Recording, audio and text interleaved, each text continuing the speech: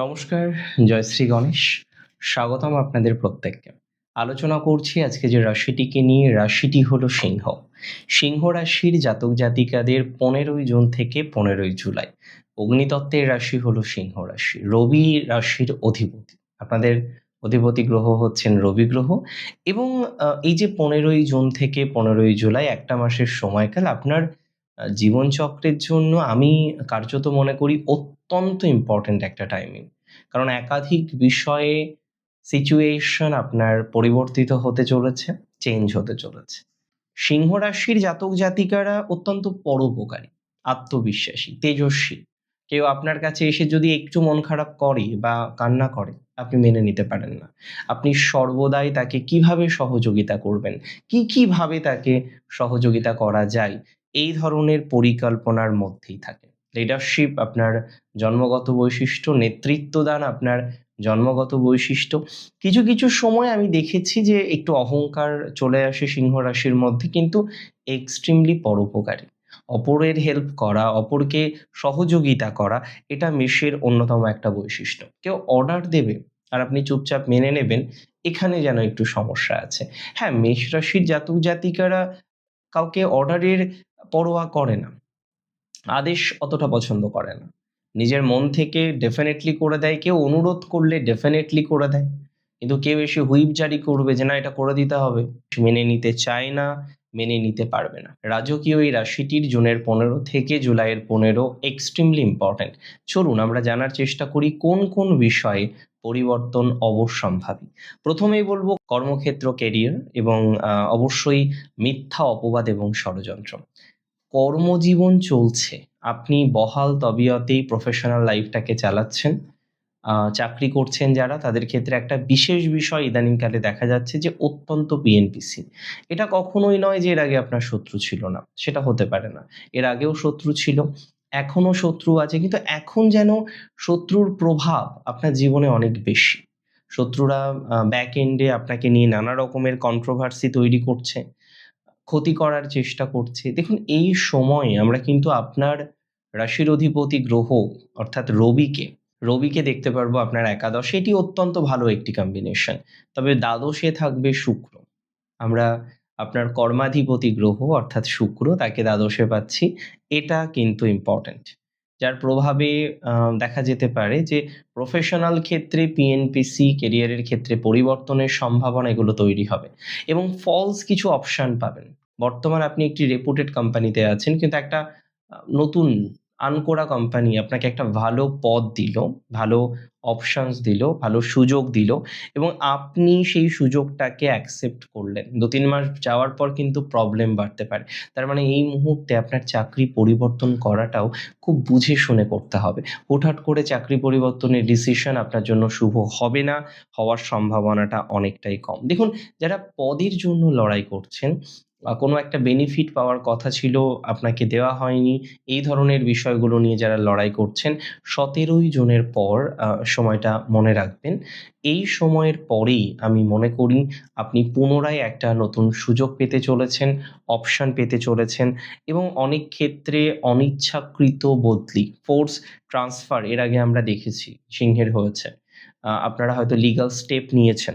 আমি একটা কথাই বলবো, পুনরায় পজিটিভিটির জায়গাটা আসবে। এই যে লিগ্যাল স্টেপ নিয়েছেন, এটা হয়তো তৎকালীন সময়ের পরিপ্রেক্ষিতে খুব সঠিক ডিসিশন ছিল না, কিন্তু বর্তমান পরিস্থিতিতে এই ডিসিশনটা কিন্তু আপনার জন্য শুভ। সিংহ রাশি জাতক জাতিকাদের আমি একটা প্র্যাকটিক্যাল সমাধান বলে দিই। Do not argue. এই সময়ে আননেসেসারি কোনো আর্গু করবেন না, কোনো আর্গুমেন্টে যাবেন না। আপনার বসের সাথে অতিরিক্ত অ্যাটাচমেন্ট দরকার নেই, আবার অতিরিক্ত ডিট্যাচমেন্ট দরকার নেই। নিরাপদ দূরত্ব বজায় রাখার চেষ্টা করবেন। দেখুন, সিংহের একটা বিশেষ বৈশিষ্ট্য আছে। সিংহ রাশির কিছু চাটুকার বন্ধু-বান্ধব থাকে। সিংহ রাশি পছন্দও করে, টু বি ভেরি অনেস্ট, যে তাকে প্রশংসা করছে। কিন্তু এই মুহূর্তের পরিপ্রেক্ষিতে আপনার চাটুকার বন্ধু-বান্ধবীর থেকে বা বন্ধুদের থেকে আপনাকে কিন্তু দূরে থাকতে হবে। আর্থিক স্থিতির কথা যদি বলি, দেখুন দ্বিতীয় পতি দ্বাদশে যাচ্ছে, এটা একটা ইম্পর্টেন্ট ব্যাপার। ব্যয়ের অনুপাত তুলনামূলকভাবে বাড়তে পারে। এমনিতে আয়ের জায়গা নিশ্চিতভাবে ভালো, উপার্জন বাড়বে। জন্মস্থান থেকে দূরে যারা আছেন তাদের ক্ষেত্রেও উপার্জন বৃদ্ধির সম্ভাবনা দেখতে পাচ্ছি। অনেকেই বিদেশ যাওয়ার জন্য এই সময় চেষ্টা করতে পারেন। বিদেশের যাত্রাটা এই সময় সফল হবে বলে মনে করতে পারছি। একই সাথে আমি বলবো পুরানো কোনো আইনি জটিলতা, ট্যাক্সেশন রিলেটেড কোনো সমস্যা বা জরিমানা রিলেটেড কোনো বিষয়ে আপনাকে কিছু অর্থ পে করতে হতে পারে। সেই হিসেবে যদি বলতে হয় তাহলে টাকা পয়সা নিয়ে হালকা সমস্যা আসবে আননেসেসারিলি কিছু খরচের জন্য। উপার্জনের জায়গাটা নেগেটিভ নেই। এই সময় একটাই সাজেশন, শেয়ার মার্কেট, ফাটকা যেকোনো ধরনের অন্যান্য যে বিষয়বস্তুগুলো থাকে তাতে আপনার টাকা লগ্নি করার ক্ষেত্রে আপনাকে বিশেষ সতর্কতা অবলম্বন করতে হবে। এই সময় ভুল জায়গায় ইনভেস্ট করে বড় অঙ্কের টাকা নষ্ট হতে পারে। বিভিন্ন রকমের অপশন এখনকার দিনে প্রযোজ্য। প্রতারণার ফাঁদে পা না দেওয়াই আপনার জন্য সবথেকে বেটার হতে পারে। দেখুন, আপনি আপনার মতাদর্শ আলাদা রকম। আপনি হেল্পফুল, অপরের পাশে এসে দাঁড়াতে চান। কেউ আপনাকে আ নির্দেশ দিল, আদেশ দিল, এগুলো আপনার অতটা পছন্দ নয়। পরিবারের মধ্যে একটা আলাদা মর্যাদা আপনার ছিল। কেন বলছি ছিল? কারণ ইদানিংকালে আপনি নিজেও বিষয়টা আমার সাথে হয়তো একমত হবেন যে আপনার পরিবারের মধ্যেই আপনি যেন সেই শান্তিটা পাচ্ছেন না। পরিবারের মধ্যেই সেই সম্মানের জায়গাটা পাচ্ছেন না। দেখুন, আপনি হয়তো কারোর মঙ্গলের জন্য, কারোর ভালোর জন্য কিছু একটা কথা বললেন, সে বিষয়টার অন্য মানে বের করতে পারে। আমার বক্তব্য একটাই, সিংহ রাশিকে এই সময় কথার উপরে লাগাম দিতে হবে। যেচে উপকার করতে গিয়ে বিপদে পড়তে পারেন। আমার কথাটা বুঝতে পারছেন? আপনি যেচে উপকার করতে গেলেন, গিয়ে বিপদে পড়তে পারেন। এটা করা যাবে না। কাউকে যেচে উপকার এই সময় না করাটাই ভালো। কারো কোনো প্রয়োজন আপনার কাছে এসে সহযোগিতা চাইছে, অবশ্যই করুন। কিন্তু যেচে উপকার করবেন না, তাতে সমস্যা হবে। গুরুজনদের সাথে, আপনার প্যারেন্টস এর সাথে বা আপনার এল্ডার্সদের সাথে একটা মতের অমিল হওয়ার সম্ভাবনা কিন্তু খুব স্ট্রং দেখছি। সেখানে হয়তো আপনি একটা ডিসিশন নিয়েছেন কিন্তু তারা সেই জায়গাটাকে অতটা সুন্দরভাবে অ্যাকসেপ্ট করতে পারছেন না। অর্থাৎ মতের অমিল হওয়ার সম্ভাবনা আমরা কিন্তু লক্ষ্য করতে পারছি। আপনার গুরুজনের সাথে, প্যারেন্টস এর সাথে আমি বলবো তাদের কিছু মতামত থাকে, সেই মতামতকে গুরুত্ব দিতে হবে। এমনিতেও সিংহ তারা কিন্তু পার্টনারকে যথেষ্ট সম্মান প্রোভাইড করেন। কোনো বিবাদ যদি তৈরি হয়, বিসংবাদ যদি তৈরি হয়, আপনার সবথেকে বড় বন্ধু হচ্ছে চুপ থাকা। একটা কথা সবসময় মনে রাখবেন, যত চুপ তত সুখ। কিছু, কিছু ক্ষেত্রে এই সূত্র আপনার লাইফে বড় একটা অস্ত্র হতে পারে। দেখুন, শিক্ষা এবং বিদেশের জায়গাটা আমি খুব নিখুঁতভাবে পর্যবেক্ষণ করলাম এবং একটা বিষয় এখানে বলতে পারি, একটা দারুণ সম্ভাবনা তৈরি করছে আষাঢ় মাস। মানে এই সময়কালটা। এই সময়ে আপনার উচ্চশিক্ষার জন্য যারা চেষ্টা করছিলেন, যারা এডুকেশনাল সূত্রে বিদেশ যেতে চাইছিলেন, যারা হায়ার এডুকেশনটাকে খুব স্পষ্টভাবে ধরতে চাইছেন, ক্যাচ করতে চাইছেন বা একটু পোস্টডক্ট বলি, ফেলোশিপ বলি, মানে রিসার্চ বেসড এডুকেশন, একটু একাডেমিক এক্সিলেন্স অর্জন করার জন্য যারা চেষ্টা করছেন, ১৭ই জুনের পর সময়টা অত্যন্ত শুভ আমি আপনাকে বলে দিই।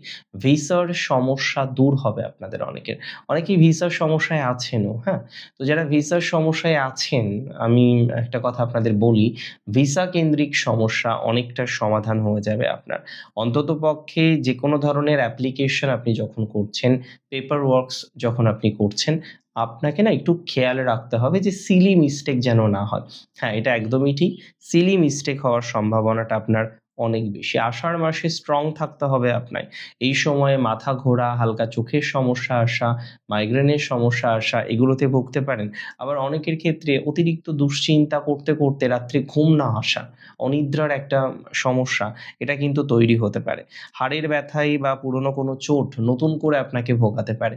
এটা খুব ইম্পোর্টেন্ট যে আপনার কোন জায়গায় প্রবলেমটা হতে পারে, সেই জায়গায় প্রবলেম যাতে না হয় তার জন্য আপনাকে বিশেষভাবে সচেষ্ট থাকতে হবে। এমনিতেই এখন বর্ষার সেশন, আপনি যখন গাড়ি চালাচ্ছেন গতিটা নিয়ন্ত্রণে রাখতে হবে। অনেক সময় দেখা যায় বর্ষাতে স্লিপ কেটে অনেকটা দুর্ঘটনা ঘটতে পারে। আমি একটাই কথা বলব, স্ক্রিন টাইম কমান। রাত্রে সময়ের মতো ঘুমানোর অভ্যাসটা তৈরি করুন। রাস্তায় তাড়াহুড়ো একদমই নয়। যত গতি তত ক্ষতি। এটাও মাথায় রাখতে হবে সিংহ রাশিকে। এমনি ট্রাফিক রুলস বা অন্যান্য যে ধরনের রুলস রেগুলেশনস থাকে একটু মেইনটেইন করে চলার চেষ্টা করবেন। আমি অবশ্যই বলব ১০ থেকে ১৫ মিনিটের মেডিটেশন সিংহ রাশির আষাঢ় মাসকে অনেক বেশি পজিটিভ করতে পারে। মঘা নক্ষত্র কেতু শাসিত নক্ষত্র। এই নক্ষত্রটি খুব স্ট্রং নক্ষত্র এবং আমি বলি brightest star of the constellation. নক্ষত্র সিরিজে সবথেকে উজ্জ্বলতম নক্ষত্র বা উজ্জ্বলতম নক্ষত্রদের মধ্যে অন্যতম নক্ষত্র হলো মঘা। এই জাতক জাতিকাদেরকে দেখলেই বোঝা যায় এরা মঘার। কারণ এরা ডোমিনেশন কোনোদিন মেনে নেবে না। কোনোদিন না মানে কোনোদিন নয়। হুট করে চাকরি ছাড়ার সিদ্ধান্ত মঘার জন্য এ মাসের সবথেকে হানিকারক সিদ্ধান্ত হতে পারে। আধ্যাত্মিক উন্নতি হবেই। পুরনো কোনো বন্ধুদের সাথে কোনো কারণে দূরত্ব তৈরি হতে পারে। এই জায়গাটাকে একটু কন্ট্রোলে রাখার চেষ্টা করতে হবে। আমি মনে করি মঘা নক্ষত্রের কিছু জটিল প্রবলেম এডুকেশনাল রিলেটেড বিষয়ের আগে এসেছিল, সেই জায়গাটাকে নিয়ন্ত্রণ করতে হবে। পূর্ব ফাল্গুনী নক্ষত্র, আমি বলে দিই যারা মিডিয়া লাইনে আছেন, পূর্ব ফাল্গুনীর যারা মিডিয়া লাইনে আছেন, হোটেল হসপিটালিটি লাইনে আছেন, গ্ল্যামার জগতের সাথে যুক্ত, ক্রিয়েটিভ বিষয়গুলির সাথে যুক্ত, তাদের ক্ষেত্রে কিন্তু বিদেশ থেকে শুভ সুযোগ আসবে। আর্থিক ক্ষেত্রে বিলাসবহুল খরচ নিয়ন্ত্রণ করাটা আপনার জন্য আবশ্যক। আর্থিক ক্ষেত্রে আপনি হয়তো এই সময় একটু খরচ বাড়াতে পারেন, খরচ বেশি করতে পারেন। ওকে, সো খরচ নিয়ন্ত্রণ করাটা এই সময় সিংহ রাশির অত্যন্ত দরকার, অত্যন্ত প্রয়োজনীয়। নরগণের নক্ষত্র হচ্ছে পূর্ব ফাল্গুনী। খরচ নিয়ন্ত্রণ, বাজেট নিয়ন্ত্রণের পরামর্শ পূর্ব ফাল্গুনীতে দেব। পূর্ব ফাল্গুনীর বিগত কোনো রিলেশনশিপের কোনো এক্স ফিরে আসার চেষ্টা করতে পারেন। দেখুন, তার চেষ্টাটাকে সফল করবেন কি করবেন না অবশ্যই আপনার উপরেও অনেকটা বর্তায়। আপনার ডিসিশনে আমি বলব শিরোধার্য। ভাবনা চিন্তা করে তাকে সুযোগ দেবেন। উত্তর ফাল্গুনী নরগণের নক্ষত্র, ভগদৈবত নক্ষত্র পূর্ব ফাল্গুনী এবং উত্তর ফাল্গুনীর ক্ষেত্রেও সেই প্রভাবটা কিছু থাকে। হ্যাঁ, উত্তর ফাল্গুনী নক্ষত্রের যারা সিংহ রাশি থেকে বিলং করেন, আমি বলে দিই রাগ বা ইগো নিয়ন্ত্রণ করাটা এই মাসে একটু কঠিন হতে পারে। মানে আপনি কথায় কথায় রেগে গেলেন। আপনার জেনারেল যে বৈশিষ্ট্য, এমনি উত্তর ফাল্গুনী খুব বিচক্ষণ, তারা স্থান কাল পাত্র বোঝেন। কিন্তু এই সময় আপনি আপনার রাগটা নিয়ন্ত্রণ করতে পারলেন না। হঠাৎ করে এমন কিছু আননেসেসারি কথা বলে ফেললেন যেটা হয়তো অপরজনকে খুব আঘাত করলো। তাহলে উত্তর ফাল্গুনীর সবথেকে ইম্পর্টেন্ট হচ্ছে বাক, কথাবার্তা, বাক শক্তিকে নিয়ন্ত্রণ করা। বাবার স্বাস্থ্যের উপর একটু বাড়তি যত্ন নেওয়ার পরামর্শ দেব। কর্মক্ষেত্রে উচ্চপদস্থ কর্মকর্তাদের সাথে একটু বিবাদকে এড়িয়ে চলার জন্য আপনাকে পরামর্শ দেব। দেখুন, একটা কথাই আমি আপনাদের বলতে চাই, আপনার রাজকীয় ধৈর্য এবং ইগো দুটো বিষয় ইম্পর্টেন্ট। বিসর্জন দেওয়ার দরকার নেই দুটো বিষয়কে, কিন্তু একটু সংযত রাখুন। আপনার পকেটে কয়েক লক্ষ টাকা আছে বা কয়েক হাজার টাকা আছে, আপনি বাজার করতে গিয়েছেন, সেটা নিশ্চয়ই আপনি লুকিয়ে রাখবেন। যতক্ষণ না কিনছেন দ্রব্যাদি, আপনি নিশ্চয়ই ট্রেনে, বাসে বা what ever the medium of the journey, আপনি নিশ্চয়ই সবাইকে দেখিয়ে বেড়াবেন না। আপনার সঞ্চিত ভাণ্ডারে রাগ আছে, জেদ আছে, ভালোবাসা আছে, নানা রকম আইডিয়াস আছে, মানুষকে উপকার করার মানসিকতা আছে, হেল্প করার মানসিকতা আছে। কত সিংহ রাশি আমি দেখেছি তারা পরিকল্পনা করেন, এনজিও করবেন, তারা অরফ্যান বিভিন্ন রকম হোম তৈরি করবেন। কত সুন্দর, সুন্দর মেন্টালিটি। তবে এই মাসে, আষাঢ় মাসে আপনার কিছু বৈশিষ্ট্যকে সেই আমি বলব তিজোরি বা সিন্দুকের মধ্যে একটু সেফ রাখুন। ভালো থাকবেন তাতে আপনি আরো বেশি। ভালো থাকুন আপনারা। শ্রী গণেশের কৃপায় থাকুন। জয় শ্রী গণেশ।